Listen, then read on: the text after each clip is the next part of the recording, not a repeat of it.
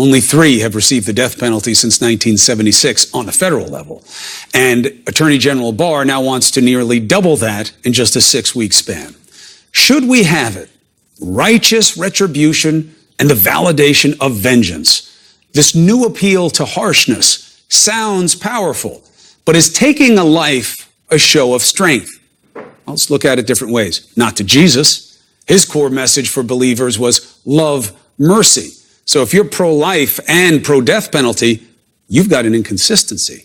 And if you argue, well, fetuses are innocent and these people are guilty, I send any Christian back to the source. Did Jesus say you decide who lives and dies? But that's politics and religion, and it gets muddy. Ultimately, what about practicality? Does this policy work? Does it deter people from killing because they fear the penalty? Take a look. Graph of states and homicide rates where the death penalty is in effect. More killing, not less. So, if it doesn't deter, is it justice? Is it fairness under law? There has been constant scrutiny in the courts since Furman v. Georgia in the 70s. Legal debates about how the punishment is carried out mainly, lately mostly about which drugs should be used. However, if you look at the numbers, the story of unfair application emerges. And it's not as simple as blacks get it the most. On one level, blacks and whites are about the same percentage of the prison population and of death row. Of course, you have a lot more whites and blacks in the country, but that gets complicated. Go deeper. When do we find a murder worthy of this penalty? Half of homicide victims are African American, but the death penalty is way more prevalent when the victim is white. And if you look at what happens when a black person kills a white person, 290 executions. White person kills a black person, 21. 290, 21. The biggest obstacle to fairness. This penalty cannot be reversed. So when there's a mistake, then what? Well, have there been? Yeah, 166 exonerations since 1973. Well, at least we haven't ever killed anybody wrongly. We don't know. Courts don't take up cases of dead people, so we can't say how many were killed in error by the United States, murdered in that case. These factors have made the death penalty a vestige of a less evolved society. How do we know? Look at the company we keep by having a policy like this. China, Iran, Saudi Arabia, Iraq, Pakistan, Egypt, Somalia, and there we are, the United States. You are the company you keep. Even here, a society that is distinguished in part by violence, be honest, popularity of killing people has fallen, and we are now split about 50-50. And that is the stage for this election. This president knows we are divided, and he is pushing on prejudice. That's what a demagogue does. Prove it. Muslims stay out. Brown folks go home. If someone protests at a rally, knock them out. Insult the free press if you don't like what they report. And now the ultimate new appeal to harshness. Here, we kill people. You won't find a justification in the numbers, nor comfort in the law books or certainly the good book. This is about the soul of society. What do you want to be about? The instruction here is death begets death. Death begets death. Therefore, killing can be okay. The president sees this for what it is, and he likes it. Do you? That's all for us tonight. Thanks for watching CNN Tonight with D. Lemon right now. You laid out the facts there. I couldn't do it any better. We used to have also a shared sense of reality and a shared concept of facts, what's true and what's not, and now we don't. It's really unbelievable. And from your conversation you were having earlier with Kaylee about what Obama did, the former president did, and what the current president did as it relates to Russian interference in the election. Completely misrepresenting what the former president did, completely misrepresenting what this president is doing. Well, look, whataboutism is one thing. Playing with context is another. This issue is not about the facts. You're not going to win this on the numbers. This is a social instruction, the death penalty. It's about what you want to be about. It's about identity, and that's what this election is going to be. And here's the tricky part of it. God forbid somebody ever did something to one of my own. Yeah. I don't know that I would be able to stop myself from trying to end that. I agree. But that would not be me at my best. That would Yeah. be me at my worst. Well- and the question is, what is the instruction to your society how to be its best? Well, we always ask, do you want to be judged on your worst day, on your worst behavior? And do we want to be a country that deals with issues that come from our worst behavior, or do we want to elevate and evolve beyond that? But I agree with you. If someone hurt or killed one of my own, I'm not sure what I would do. I'd probably want to take them out too. But it wouldn't be I you don't at your know. best. But I'll tell you what, there is genius in this choice by the president and the AG, because this is one of the best issues to divide people along the lines of what are we about? And that's the point. Who are we? Will we kill? And they want to say that this isn't about race. You can't look at the death penalty and not see racial disparity. You cannot look at it and not see that for what it is. Yeah. But this is about something more, isn't it? It's about who he wants to feed. I got a moment here, but when we often talk about this, Chris, about how race runs through everything. And it's not that you see race in everything, but it is the third rail in American culture and American society. It is the thing that we have not dealt with in a substantial manner in this country since the inception or the conception of this country. We have not really dealt with it. And everyone keeps saying we have to have a conversation. We had plenty of conversations. I think what the real issue is that in my life that I think that may stop people from doing what this president is doing what this administration is doing, stop all the hatred that's going around. It's actually having a relationship with people, which we don't. If you look at most places, most churches, houses of worship, you look at most businesses where people go to work every day, people have very little interaction with someone from a different race. Mostly white people in this country have very little interaction with black people or brown people, especially on a personal level. Get outside the big cities, the percentage starts to manifest. Blacks are only, 12, 13% of the country. Yeah, but even if you go to work, you ride alongside somebody on the subway or on the bus or what have you, you go home and you rarely spend time with people who don't look like you. That is the issue, and I don't know how we get to the bottom of that. It is having a relationship with people, establishing a relationship with people who don't look like you. And until you do that, it ain't going to happen. It's not going to make one bit of difference. Well, it starts with a seed that is planted or not planted, which is to be open and to see people with positive possibilities and not negative ones. This president has made a different choice. And I don't care what anybody says. It's no irony that he is a white Anglo-Saxon Protestant male, because they are the most threatened group by what multiculturalism can symbolize to certain people and what diversity means in terms of replacement culturally and practically. You wouldn't see an ethnic person making this kind of argument. You certainly wouldn't see an African-American one. So this is set up to be exactly what it is. Yeah. Who does this country want to be? What does it want to accept? And what does it want to reject? Yeah. Those are tough questions. It's much easier to argue about something surfacial, somebody's sex life or some BS like that. This matters more, and this is what it's going to be about. It's much easier to be detached or have cruelty to someone you don't have a relationship with. Thank you, Chris. We're going to go through a lot of this in the opening of my show tonight. I'll see you tomorrow. Love you, D. Lemon. You as well, sir. You as well. This is CNN Tonight. I'm Don Lemon, and I am live here in Washington. We got a lot to talk about. So remember here, I always say this. I've said this before. If you will lie about anything, you will lie about everything. For this president, for this administration, the lying is the feature. It's not the bug. It's not a bug. It is the feature. But what he just said to Sean Hannity is absolutely stunning. This was a fake witch hunt, and it should never be allowed to happen to another president again. This was treason. This was high crimes. This was everything as bad a definition as you want to come up with. This should never be allowed to happen to our country again. Did you hear that? The president falsely claiming the Mueller investigation was treason and high crimes, even though 6 separate federal courts, 6 of them, upheld Mueller's appointment and authority. And then there's Sarah Sanders. Remember her? She left the administration last month, but she didn't leave the lying behind. Look at your screen. Falsely claiming today that Robert Mueller vindicated the president, falsely claiming no collusion, no obstruction. and falsely claiming that Mueller admitted his investigation was a witch hunt all along. All of that in one tweet. And none of it is true. Not one word. Not one word. Mind-boggling. The fact is, remember, facts first here.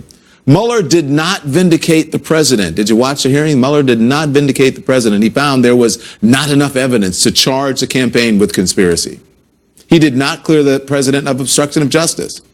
He certainly didn't label his own investigation a witch hunt. In fact, he said the exact opposite. Your investigation is not a witch hunt, is it? It is not a witch hunt. Sarah Sanders is not a witch hunt. Mueller testified under oath that the president lied in his written answers to questions. Director Mueller, isn't it fair to say that the president's written answers were not only inadequate and incomplete because he didn't answer many of your questions, but where he did, his answers showed that he wasn't always being truthful? I would say, generally. And there's more lies from this administration. And let's face it, it starts at the top. Like the racist birther lie that Donald Trump pushed for from the very beginning of his political career, peddling false conspiracy theories that Barack Obama was not born in this country.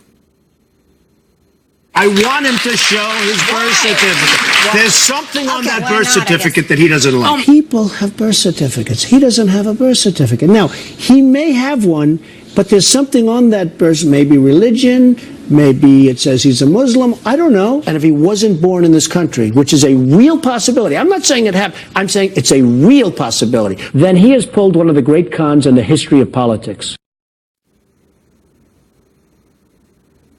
Well, he's not the only one in this administration to push lies like that.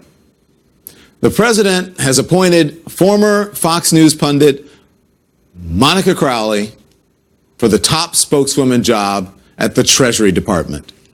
CNN's K-File team found multiple comments that she's made suggesting that President Obama was secretly a Muslim who was sympathetic to America's enemies. Comments like this one, suggesting that then President of the United States, Barack Obama, was on the side of terrorists. And here's the quote, "The Muslim Brotherhood is a sworn enemy of the United States. In Obama, they have found an ally." What does that say about Obama? I'm sure you can figure that one out. I'm sure you can figure out that's a lie. And what about this? After House Democrats demanded today that the president receive the same election security briefing already given to members of Congress, which you think the president would want to know about given that the integrity of our free and fair election is at stake, the White House put out a statement. Here's what the statement says, quote, "You think the Democrats would have learned to stop grandstanding and actually take election security seriously, especially when you consider it was President Obama who knew Russia was trying to interfere with our elections but did nothing about it." Well, the claim that President Obama did nothing to stop Russia from interfering in our elections, that is another lie. In 2016, here are the facts. 2016, the administration tried to get support from both sides of the aisle to send a letter warning state governors to defend their election infrastructure. But it was the Republican leaders, including none other than Mitch McConnell, who refused. The Obama administration later slapped sanctions on Russia for its election interference and booted 35 Russian diplomats out of the country. Remember that, everyone? Compare that to this president who joked with Vladimir Putin about his election interference.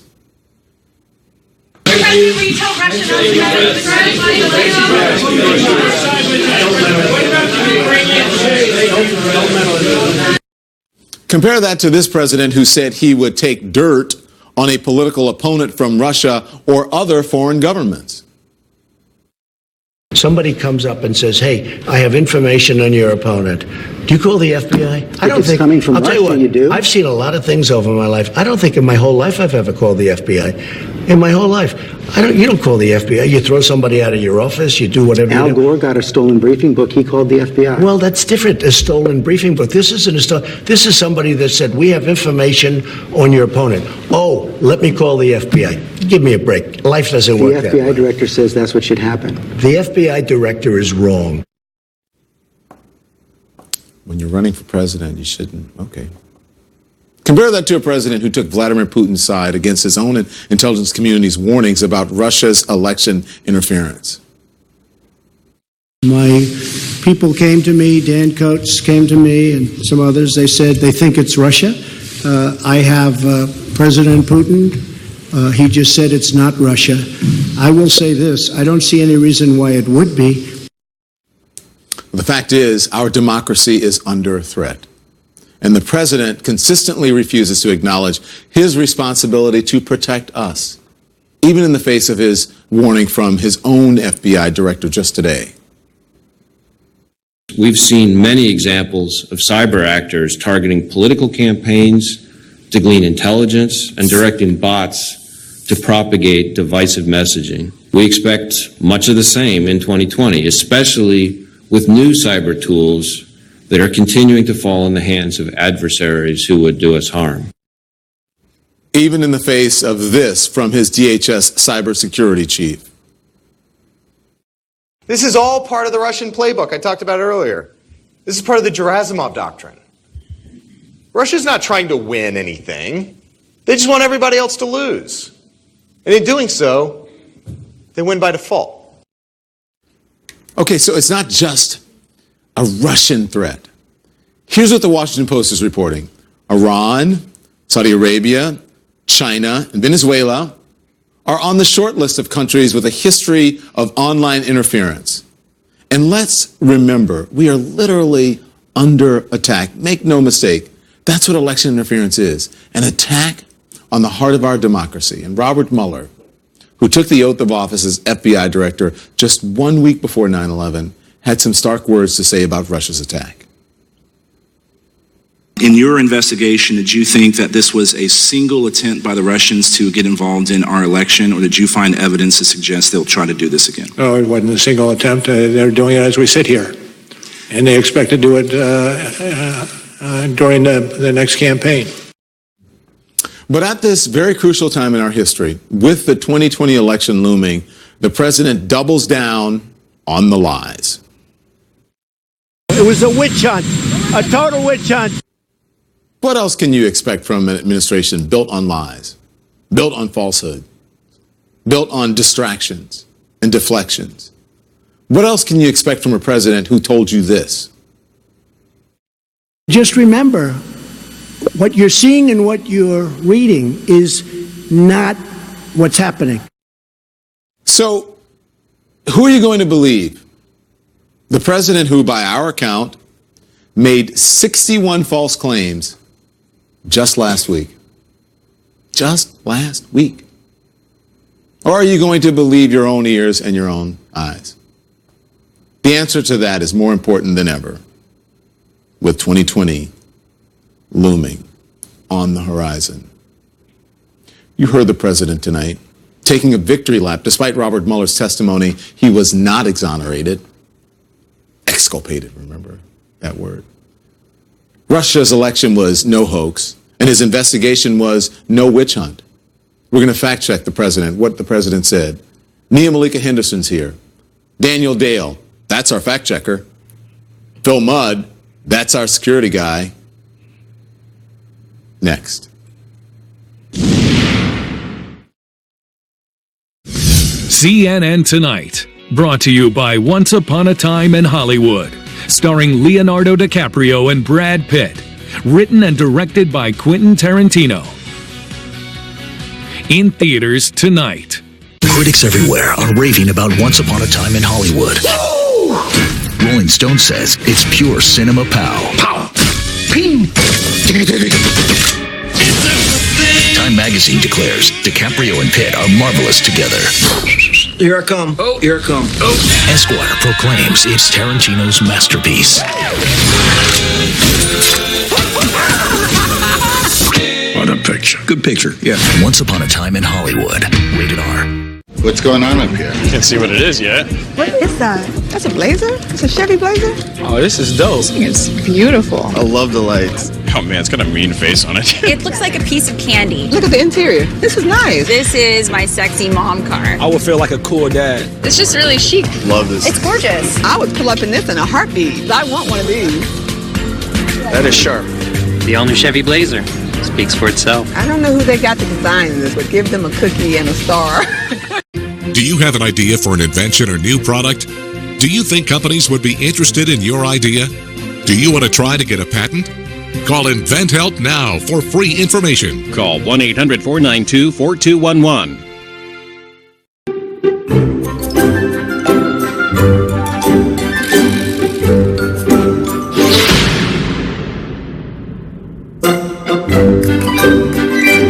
Don't get mad.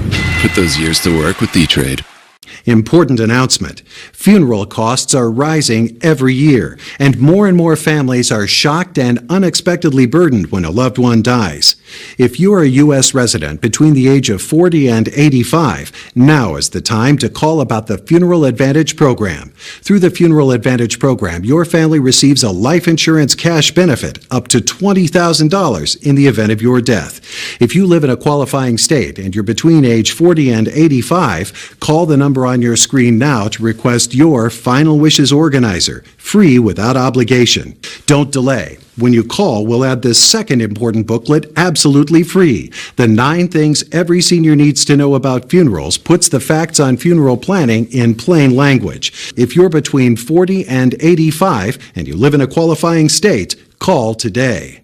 You have no risk or obligation. Call the number on your screen now.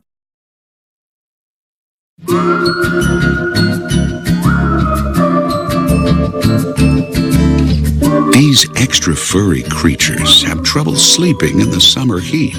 Can they keep cool in our Casper mattress? Ah, breathable foam, more air circulation. Looks like they're sleeping cool. Sleep cool, keep cool. Visit Casper.com today. Did you know that 4 out of 5 homeowners draw a blank when asked what their home projects should cost? That's why Home Advisor created a national database of home project costs, so you can easily see what others paid for similar projects in your area. Then you can get matched with top-rated pros and read their reviews, all for free. Start your next home project knowing what you should pay. Go to HomeAdvisor.com or download the free app. Home Advisor. So the president calling into Sean Hannity's show on Fox tonight, slamming the Mueller hearings and making outrageous and false charges about the Russia investigation. Let's bring in Nia Malika Henderson, Daniel Dale, and Philip Mudd. Good evening, one and all. Yes, sir. Not surprising he's taking a victory lap, right? And he was, can you believe he was on Fox? I can't believe it. It's a shocker. Yeah. He's continuing to take his victory lap tonight after the Mueller hearing. And remember, he said that he really wasn't going to watch the hearing. Well, listen to this. So I wasn't going to watch it all, and then I started thinking about it, and then I watched a little bit at the very beginning, and I couldn't believe what I was saying, and I ended up watching more than I wanted to. And then I watched the afternoon because, it was such a big crater at the beginning, and I said, now I have to watch... Shifty Shift because he just went through 3 hours and now he has to go through Schiff. And I said, this is going to be very interesting. And I've never seen anything like it.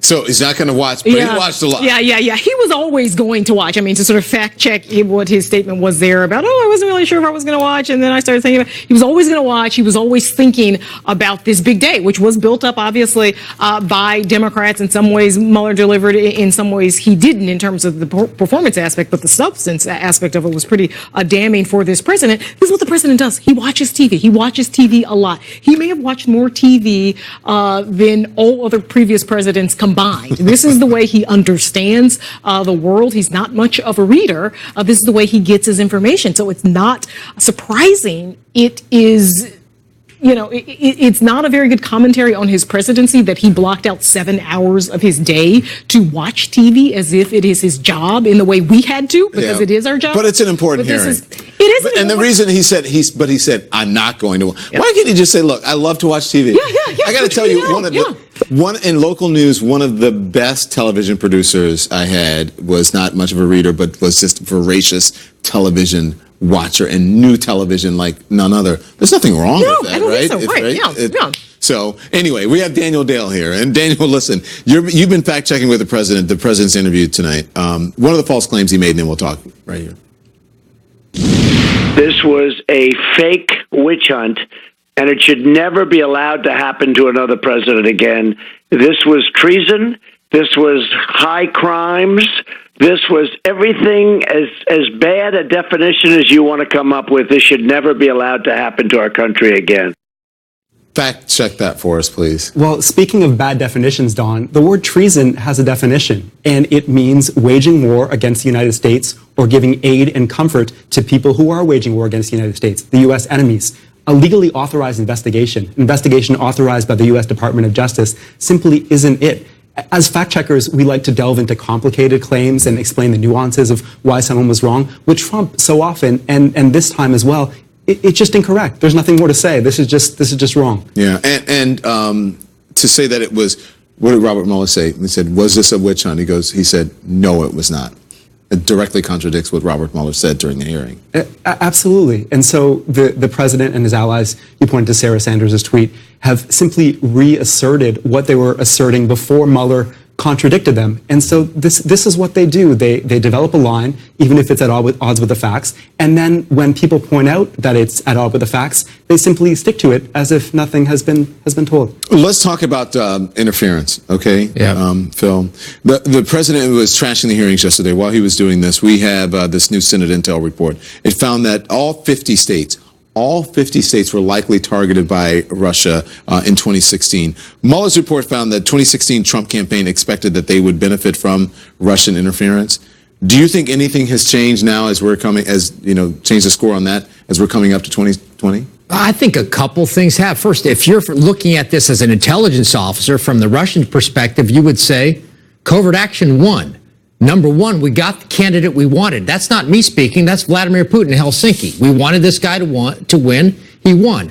The other thing you'd say if you're a Russian is, hey, what are the repercussions? The President of the United States says this is a hoax. So if you're sitting back in Moscow saying, how do we reinstall, not only in this election, but in 4 years, 8 years, 12 years, if we try to influence or reinstall somebody we like, what are the implications for us? The implications are we can do it, and a president might say, not only am I not going to say anything about it, I'm going to say, this is all a joke. Bring it on. This is a success as an intelligence guy. So have we let the fox in the henhouse when it comes to this at Russia that they're in? How do you reverse it once there's another president, another administration? Yes and no. This is frustrating as an intel guy because there's an inside piece. As an intelligence officer, whether you're at Homeland Security, FBI, CIA, I don't care what the president says. I got to protect America. Yeah. So on the inside, you're working against us, and I'm sure that's happening. There's another more significant piece.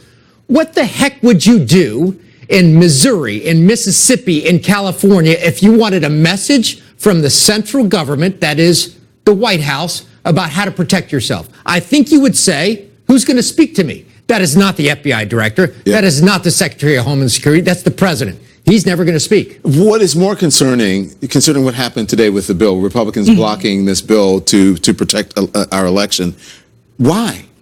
Yeah, and Mitch McConnell was pretty plain about this, essentially saying this was a partisan bill. Of course, passed out of the House. I think one Republican voted for it, even though there is some support for this bill in the Senate among some Republicans. He just sees it as partisan, primarily because the president himself sees this issue of sort of cyber security around elections as a partisan issue. It reminds him of the notion that the Russians and Putin sided with him, meddled in the election, and, put the thumb on the scale for him. So he doesn't want anything that sort of touches on that at all. So I think Republicans are standing behind this president who is very much taking a hands-off approach to this. He hasn't at one point said he's for sort of auditing, maybe going back to paper balloting, which is part of this bill as well. But so far, you've had Republicans essentially stonewall. And it's also about sort of states' rights. And you're from the South, you know about states' rights.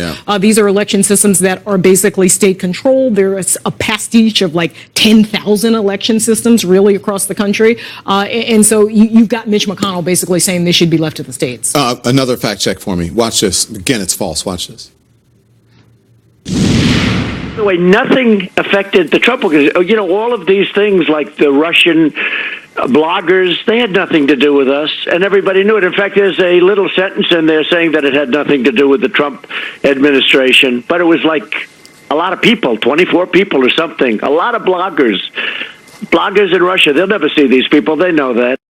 You keep saying bloggers. That's false. It's hackers. It's hackers. Russian hackers. That's the whole thing with the report. Bloggers. So either the president is confused about what happens on the internet, which is possible, or he is deliberately using the wrong word to try to make what happened seem more innocent. This was an elite Russian military. And not just hackers, Russian intelligence as well, right? Yes. And as the report points out, they first attempted to hack Clinton's personal office hours after the president made an appeal to Russia to find her email. So these were not only hackers, but hackers who seemed to be motivated in part by his own actions. Daniel, Phil, Nia, thank you so much. I appreciate it. Judiciary Chairman Jerry Nadler saying tonight Robert Mueller's testimony was important to counter the president's lies. Did it work?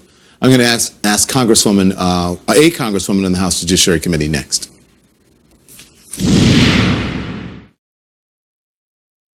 Grab some pens. Would Shakespeare have chosen just some pens? Methinks tool pens would serve my lady well. Thanks. And a unicorn notebook. Get everything on your list. This week's Doorbuster Notebook.